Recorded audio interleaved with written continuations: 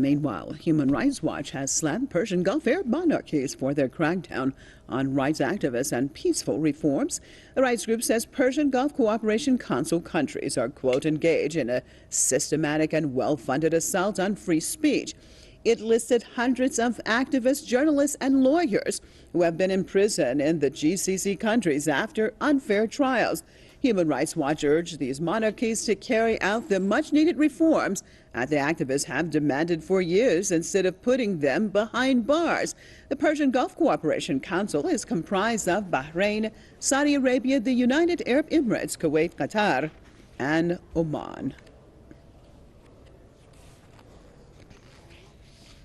Crossing over to Australia, joined by radio host and political commentator Mr. Max Igan. Thank you so much for being with us. Well, what do you make of the Human Rights Watch and slamming these Persian Gulf Arab monarchies for their crackdown on rights activists?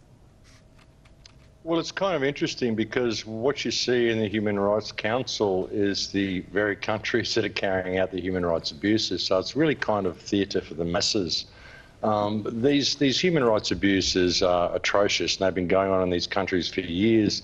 These monarchies where they're basically exercising a right of ownership over their people and using terrorism basically to suppress the people. And what it is thought crime. It's people basically being jailed and being imprisoned for very, very long periods of time for simply having an opinion.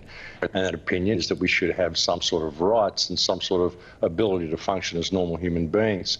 It's quite interesting, you know, like Saudi Arabia is an abomination in this area.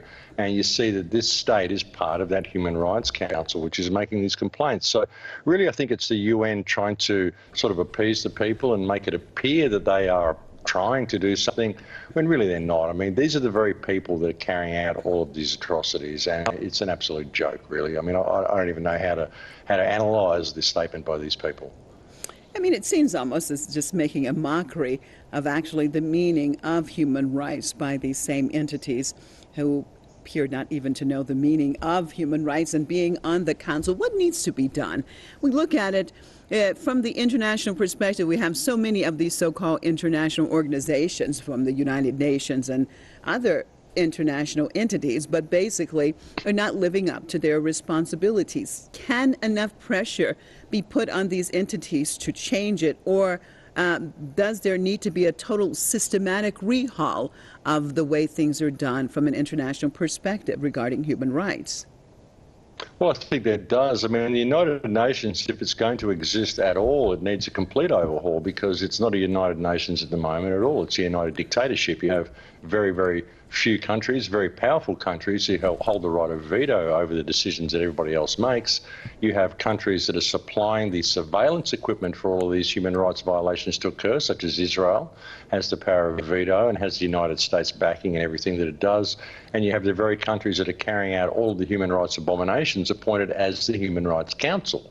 So it's just a joke. It's just showing the people that, okay, we've got this body, but it's not really doing anything, and it can't do anything the way it is. Its hands are tied because of the people who are appointed to these tasks. I mean, you can't have nations like the United States and England and all of these countries that are carrying out amazing acts of war, atrocities and human rights abuses all over the world. I mean, the United States has got the largest jail population in the history of the world, I think, and here is a nation that has the power of veto over the United Nations, and the Human Rights Council, again, is all of these monarchies who are doing terrible things to their citizens, which is acts of terrorism what they're doing. I mean, dissent is necessary in any form of viable or legitimate government in any country. You need to have dissent. People need to be able to question the actions of the government.